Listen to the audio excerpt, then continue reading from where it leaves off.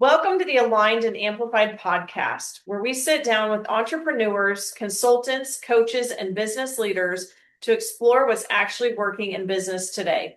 Each episode pulls back the curtain on the strategies, lessons, challenges, and breakthroughs that shape successful businesses, helping you gain insights you can apply to your own journey.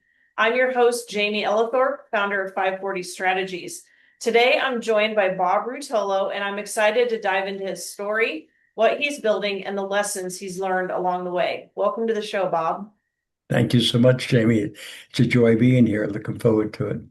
Wonderful. Well, let's dive in. Tell us a little bit about yourself, your business, and who you help. Okay, well, I've been reflecting on preparing for today in the sense of what do I want to share. And I thought of three themes I thought would be really appropriate. One theme is giving back, the other is staying current, and the third theme is leaving behind. And the reason why I have those three themes is because where I am on my journey. I am not a young man. I'm a little long in the tooth, so to speak. And I've been at this game a long, long time. So that's why I thought these three themes would be appropriate. Does that work for you? Absolutely. So let's dive into those a little bit. So, when it comes to business, tell our audience a little bit about the work that you do and the types of customers or clients that you serve. Okay. So I'll tell you where I am right now in that regard. My background's in the behavioral sciences, the social sciences. I've worked all my career working primarily in organizations and enterprises, everything from family-owned businesses to international uh, Fortune 100 companies, where I spent many, many years honing my skills and experience in that. And what I do primarily is my area of expertise is organization and talent development. So if an enterprise is saying, how do we design this? How do we organize this? All focus on performance, individual performance, team performance, and enterprise or organizational performance. So that's really kind of, say, my expertise. Wonderful. What inspired you to get into this work and eventually into your own business? Well, one thing I want to share with everybody is that where you started out and where you end up, in most instances, you would never have thought about that's where you'd be. And that's with me. I would never had any idea I wind up where I am. But one thing has stayed really common with me, very central to me, and that was my desire and interest in people, human behavior, what makes us tick, everything from a young person, well, why do I do what I do? What motivates me? All that. So I've always been people-centric. And all through my career, that has been kind of the how do I help people? And then I finally, probably mid-career, somewhere along that, I actually defined my purpose in life and in my business. And I guess if I was to share that with you, is to help others to be successful, help others to be successful. And through their success, I derive my success. So that's a perfect definition for a teacher, a consultant, a counselor, whatever you want to say, but that's really what it is. And what I had to do then is to find, well, how do you define success? And how do you help people to be successful? So all my work has been around that concept of success. And so, and when I ask people, when I start with them, that's one of the things I ask with them. Please define people, what does success mean for you in your life? And believe me, most people haven't spent much time reflecting, and most organizations, so it makes them successful most of their drive, and maybe that's because I'm an entrepreneur and I work very much with people in their work life. Most of it is how many dollars can I earn? How much material growth can I have? And I found out that's a very limiting. That's usually a byproduct of being successful. If you're successful in your business, you'll be paid well, most often, most often. But being successful is what am I there to do, to achieve, to accomplish, to help others to feel a sense of satisfaction and fulfillment, whether it's a client, a business, whatever. So, Yes, I'm sure success can look a lot different to a lot of different people. So, can you give us some specific examples about the types of people that you've worked with, such as whether they were employed, whether they were entrepreneurs, what industries they were in, and then how did they initially start working with you? okay, well, good question, great questions. Well, okay, again, let's look at where I am in this sense. I started out learning my craft. Okay. And also, I started out in doing clinical work. Mhm. So I was interested initially in psychology. Then I became interested in a clinical field. I mean, in individual family marriage therapy, that sort of thing. I got my master's degree in social work. I did my undergraduate in behavioral sciences. And then after I got into the field, in those days, they wanted to push young men into administrative positions. And I was a practitioner. I've been a practitioner all my life. I love playing the game. I love getting involved with folks. And also I have a very big history in sports. So performance has meant a lot to me, individual physical performance, behavioral performance, spiritual performance. So it's the whole person that I really kind of focus on.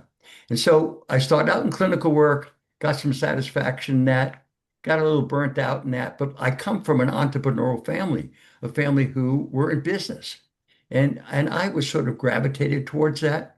And so from my master's degree on, I began to looking at how do I apply this behavioral science stuff to the workplace? And that's how I got involved in organization development, talent development, what have you.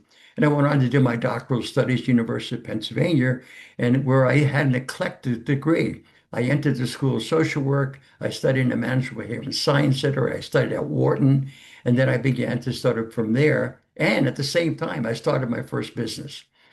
It was Associates for Human Relations and Counseling, and it was in Halifax, Nova Scotia, in the Maritimes. When I was at university, I started that with two other people, two partners. And then, so when I came back from doing my doctoral studies, I went right into the business. And then we set up a second division, which was more kind of selling learning systems, and that was called Merit Institute. At the same time, I taught at university, given I had a doctoral studies. And so I began to grow the business from there. But I found out that at that time, way back when, that was in the 80s, was it that way? Gee, it was back in the 70s. Nova Scotia was the central place for business in the world. And then so I left my business and my two partners, and I decided to journey to somewhere else. And I wound up working with Imperial Oil, which was a great opportunity for me because I went from a small enterprise into a Fortune 100 company, part of the Exxon system. And wow, that was awesome. It was like a living laboratory for me because I worked with, at that time, this was back in the 80s, and the oil business was going crazy. I mean, it was exploding. They couldn't hire enough engineers, they couldn't grow fast enough. And the rest of the economy was going downhill. So it was a great place to be. And so what we had to do is we had to learn how to onboard people in their mid-career. We had to learn how to grow the company very quickly and sustain that culture. And at the same time, office automation was coming in. So wow, we had the intranet, and that was just the beginning. And so we were, at that time, every one of us in the professions had assistants working with us. You dictate on a tape or something, you give them a recording, and 2 days later, you get a document in front of you that you can, that was all going away at that time. So I worked with systems people and redesigning the workplace and putting on an executive's desk a desktop and a keyboard, which they weren't quite in love with. However, the object of that was to be, we had the curve. We knew we were going to go down in performance, but we would go 5 times or more beyond that growth curve. So that really gave me the excitement about technology. So all my career, I've been associated with technology and with the behavioral sciences in the workplace. And now we have AI, which I'm just excited about. So does that kind Yeah. of give you? Let me fill in a few spots in between there because, as you probably know, I mean, our economy goes up and down in waves, and I was involved with the right sizing where you were. Well, I was involved with growth. Then I was involved with downsizes. I was involved with mergers and acquisitions, and then decided at that time, after having enough mergers and acquisitions and having to just crazy working with readjusting the workforce for the demand there.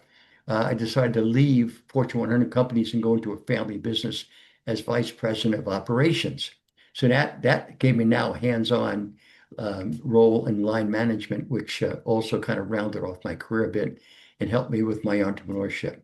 So that takes me now back to, oh, it was probably late 80s, early 90s. So anyway, let me stop there and see you have some more questions. Yeah. So what an amazing and fantastic journey you've had in business. If you could pick one or two milestones that really stand out to you in your career so far, what would they be? Well, I think, first of all, I want people to recognize is that this might sound really great, and overall it was great. But my goodness, I had some highs and lows throughout that. I mean, so and also it's hard to balance your personal life and your work life. So, I mean, I had all those struggles, and I'm a very optimistic person. I'm very enthusiastic. I'm very energetic. So sometimes I hide that. People don't see that. But I want everybody out there to know that I've had the lows, both psychologically, socially, and physically. So, and we all do that. I mean, that's part of our journey. So I want people to know that the journey through life is tough. Okay. And that's why if I was to give advice to anybody about what's most important for them, is to first work on themselves.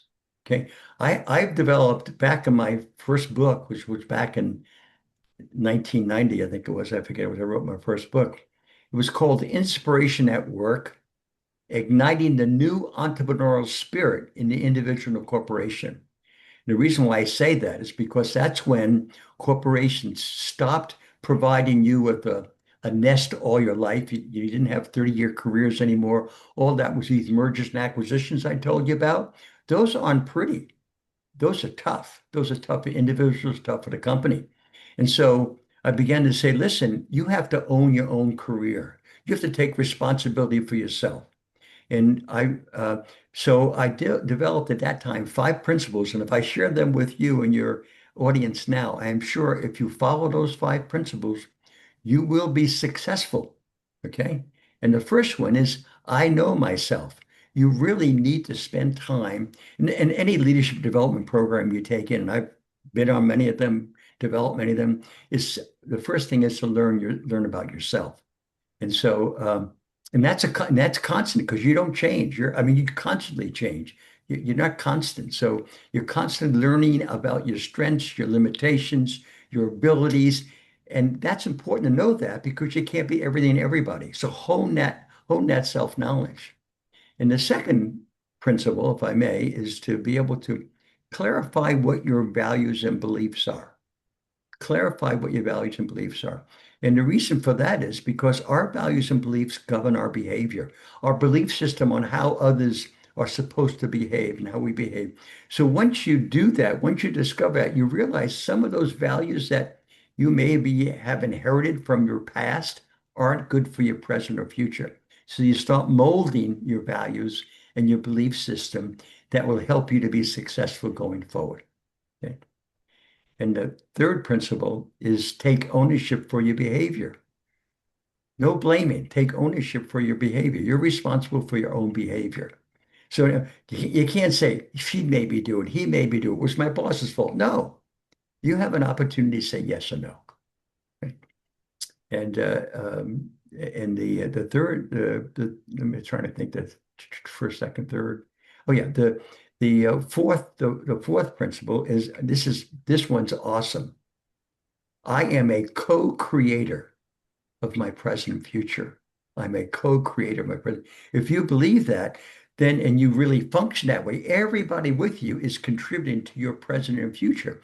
And I tell young people all the time is I can tell a lot more about you from who you hang around with and who you're with than by talking to you right now. Okay. The power of association.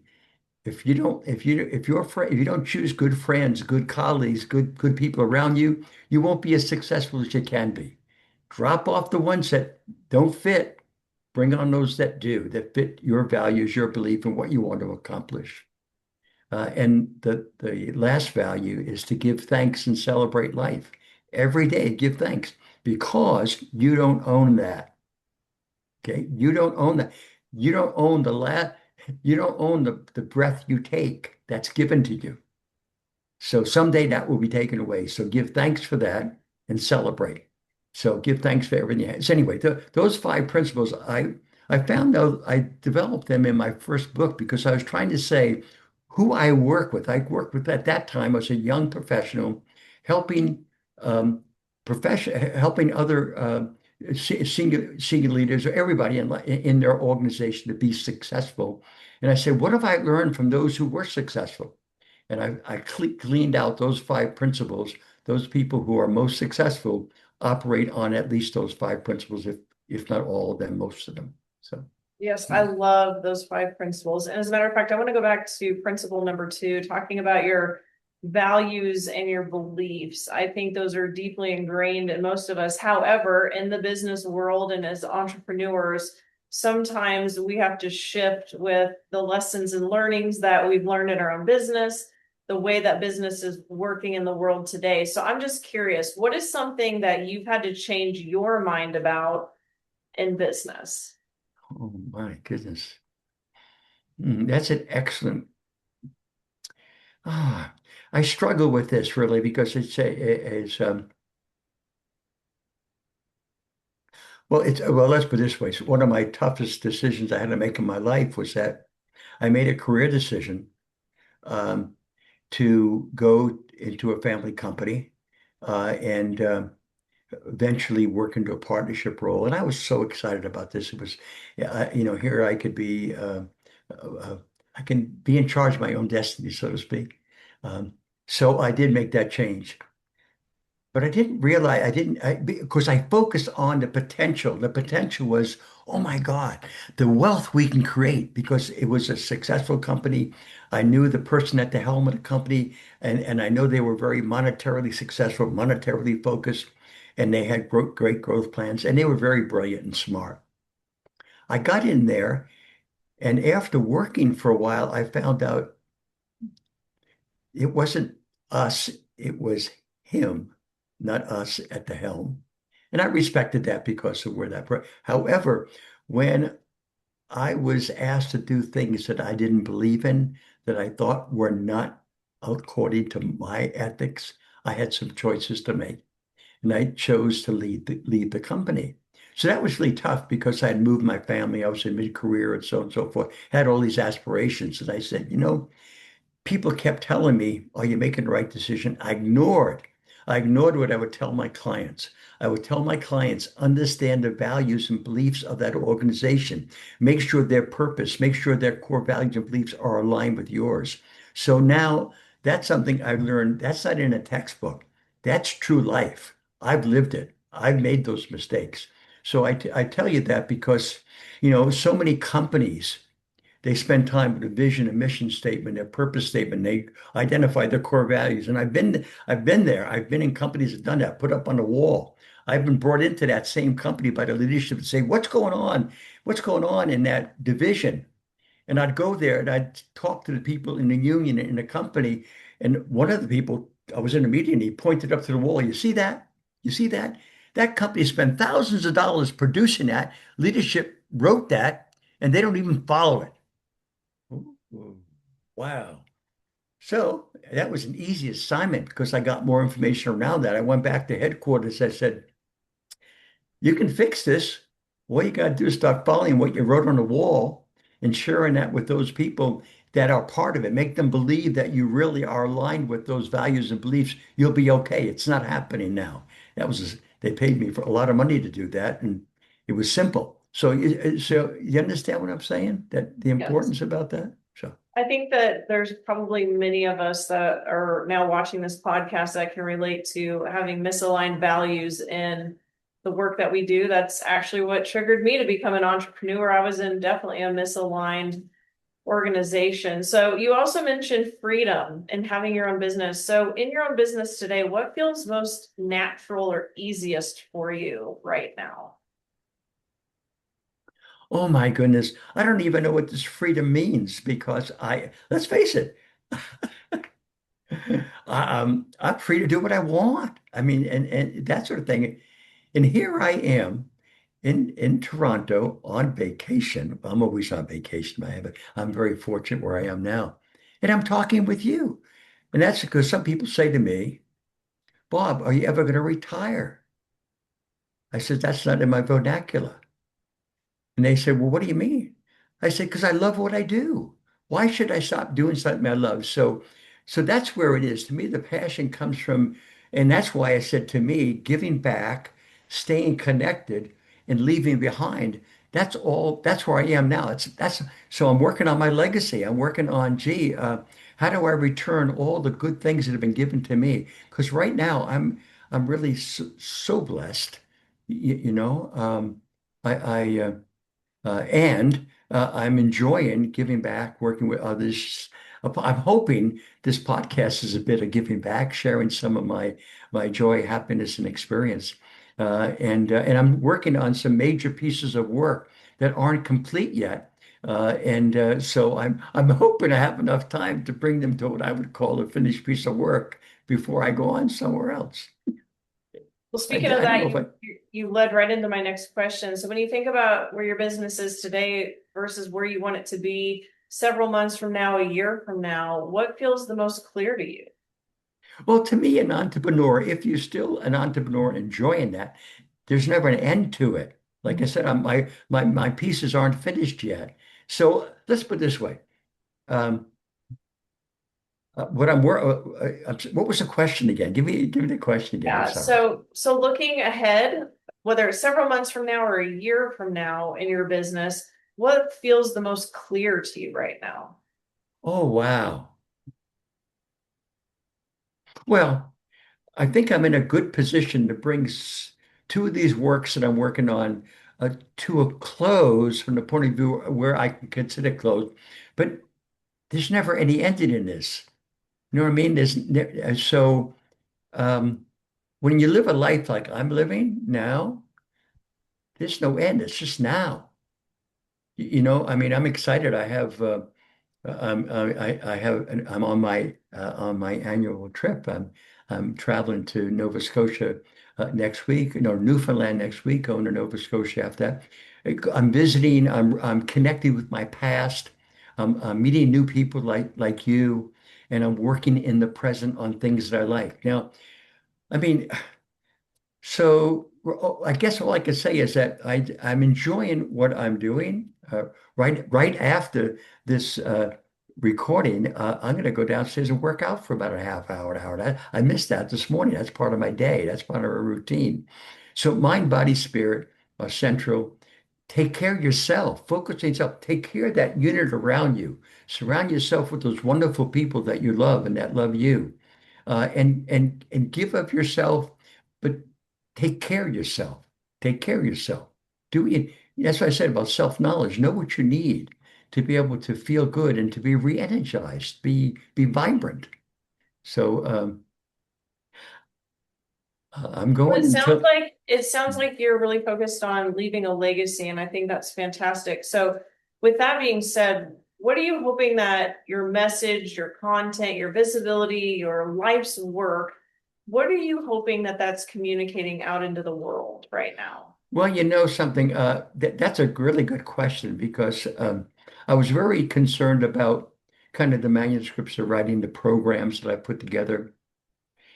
And you know something, I mean, I'm such a little speck of dust in this universe, such a little speck. So I want to be humble and say, I think I probably already did a lot of my work now.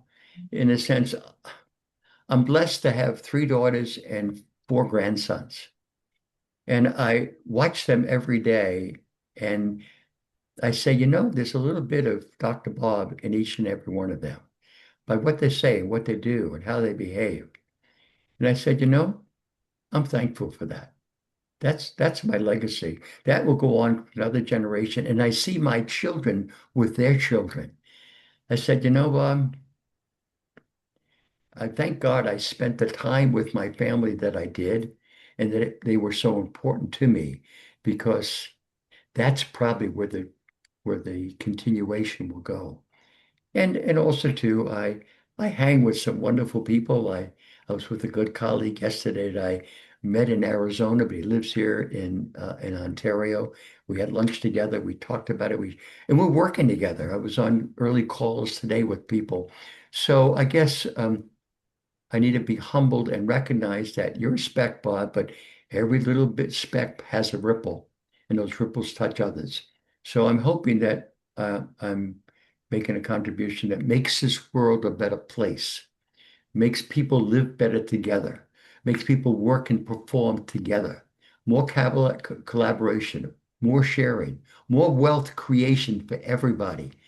I don't like the division that I see today in American politics. I've got to say, I'm very disappointed. I feel I have not invested enough in that. Um, I have friends that have feel uncomfortable talking to each other. So these divisions have to end. And I hope I can make a contribution to make that happen. Yeah, I love that. So you really thought about the future with leaving your legacy to your offspring and leaving a ripple effect. So I want to go back just a little bit. If you could go back in time, now knowing what you know, what is one piece of advice you would give your own self when you first started this journey? Don't be so hard on yourself, Bob. Don't work so hard. Uh, Come up for air, especially in your early years. Um, yeah, I guess I've been I came from a family of entrepreneurs, and God bless my mother. She was a driver, and she through her, because we learn by observing, by experience, not by people telling you. You just look around you. And I must say, my early years were really tough on me. It paid off. I mentioned I love sports, and I wound up playing university sports and did really well. But man, a lot of my friends after practice would go off and have a good time together. I'd be thinking of the next practice, the next game. I'd say, take a breath, give some space. That's for these overachievers. Others might have to pick it up a bit. Well, hopefully we're talking to a room full of overachievers because they're wanting to grow their business and get more clients. Well, be goal centric and look at goals as really kind of, a direction you want to go. Daily discipline is so important. I mean, discipline meaning watch your patterns, watch what you do, good and bad. I mean, we're habitual people. We have patterns. We respond, and watch how you respond. Those responses, great, keep them going. Those responses that reactions that are not good responses, you know, alter them. So we're in charge of ourselves. We can master our own behavior every day. We can be even a bit better in a sense as a whole person, not just focus on, material possessions. I found out later on in life, something, I don't know if anybody dying in their dying bed said, "Show me my bank account."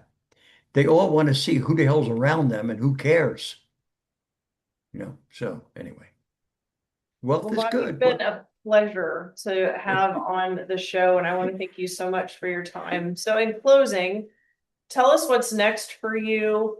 Where can people connect with you and learn more about the work that you're putting out in the world? Okay. Well, what's next for me is to share. It's as I said, giving back. So I'd love to talk to people who are interested and know more about what I can do to provide to them. So my email address, is drbob at quantumperformance.net, drbob at quantumperformance.net. I don't mind people calling me, emailing me. I'm on LinkedIn, on Facebook. Um, and I would love to share my experience with those who feel it could be of some value. So Well, thank you. wonderful. Thank you again for being on the show, and I can't wait to get the episode out there and have people connect with you. Awesome. Well, it's been awesome to be with you too. And thanks for the time. I enjoyed. Take care. Absolutely.